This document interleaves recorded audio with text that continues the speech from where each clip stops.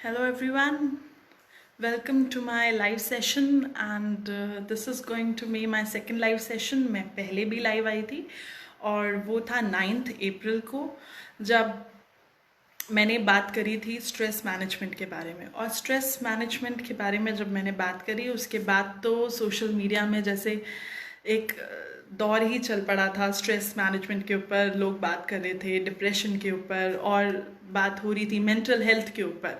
तो आज भी मैं एक टॉपिक के साथ आई हूँ और वो टॉपिक एक बहुत बड़ा कारण है। वो टॉपिक है आज की डेट में financial instability. So financial instability होता क्या है?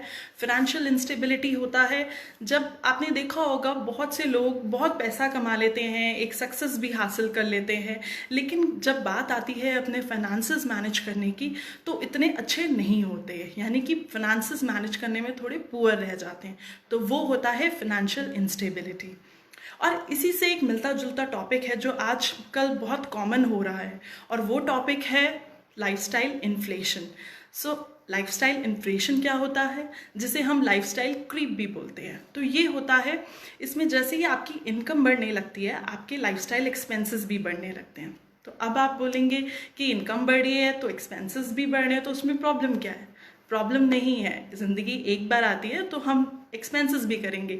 तो आप अपनी टेक्नोलॉजी अपग्रेड कर रहे हैं या फिर आप एक न्यू कार खरीद रहे हैं या हॉलीडेज़ पे जा रहे हैं, डेस्टिनेशन हॉलीडेज़ पे, तो उसमें कोई बुराई नहीं है, वो बहुत अच्छी चीज़ है। लेकिन ये एक प्रोपोर्शनेट में होना चाहिए, एक डिसिप्लिन के साथ होना चाहिए, तब बहुत अच्छी बात है। तो आपके लाइफस्टाइल इन्फ्लेशन जो भी है ये तब नहीं आता अगर ये प्रोपोर्शनेट में या डिसिप्लिन के साथ हो। जैसे कि मैं एक एग्जांपल देना चाहूँगी। जैसे कि कोई आपका नेबर है और उसने क्लब मेंबरशिप ली और आपको बताया कि उसने एक क्लब मेंबरशिप ली है। अब आप सोचेंगे कि आपको भी वो क्लब मेंबरशिप लेनी चाहिए। तो यहाँ पर आप एक रैशनली डिसीजन नहीं लेते, एक लॉजिकल डिसीजन नहीं लेते, and you ended up buying a club membership which you don't need at all. तो लाइफस्टाइल इन्फ्लेशन एक सटल ट्रैप है जिसमें आप फंसते चले जाते हो, and it could reflect in anything, the food we eat, the clothes we wear, any small thing where we spend our money. तो ये लाइफस्टाइल इन्फ्लेशन से बचना है। तो मैं बताऊंगी कुछ क्विक हैक्स कि हम इनसे कैसे बच सकते हैं। तो सबसे पहली बात तो recognise and manage this lifestyle inflation. पहले तो पहचानना ज़रूरी है कि ये लाइफस्टाइल इन्फ्लेशन में आप फंस चुके हैं, ये एक ट्रैप है और इसको कैसे मैनेज किया जाए। दूसरी चीज़ है spend mindfully, and third is maintain an emergency fund. एक इमरजेंसी फंड ज़रूर मेंटेन करें जिससे आपको अप्स एंड डाउन्स में आपके फाइनेंसेस में बहुत हेल्प होगी। एंड उसके बाद है स्टार्ट सेविंग अर्ली। अब सेविंग अर्ली का क्या मतलब है? When is the ideal age to start saving? तो ये मैं बताना चाहूँगी, सेविंग हमें बचपन से करनी चाहिए, फ्रॉम आवर चाइल्डहुड।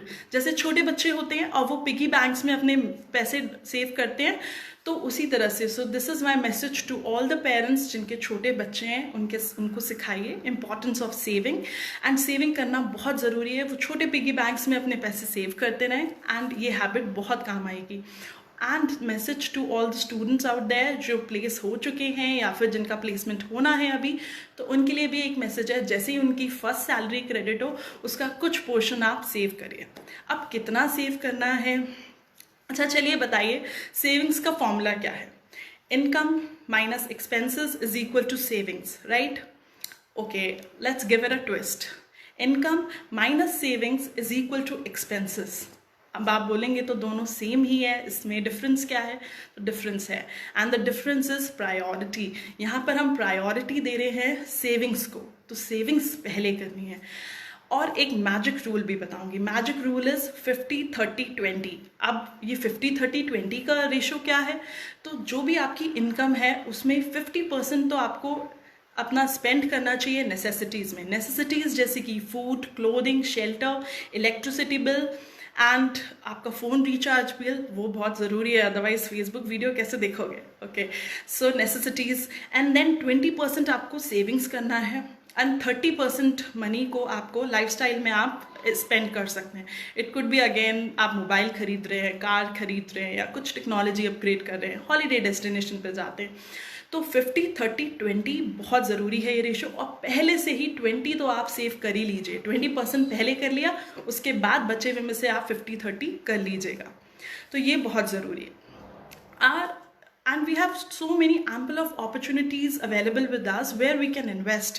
हम इन्वेस्ट कहाँ कर सकते हैं? हम इन्वेस्ट कर सकते हैं bank FDs, RDs and mutual funds. If you are willing to take risk, you can invest in share market, and gold is a very good option जहाँ पर आप इन्वेस्ट कर सकते हैं।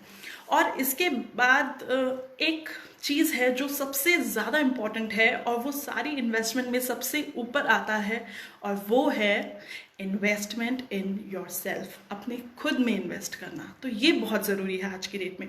और खुद में इन्वेस्ट कैसे कर सकते हैं?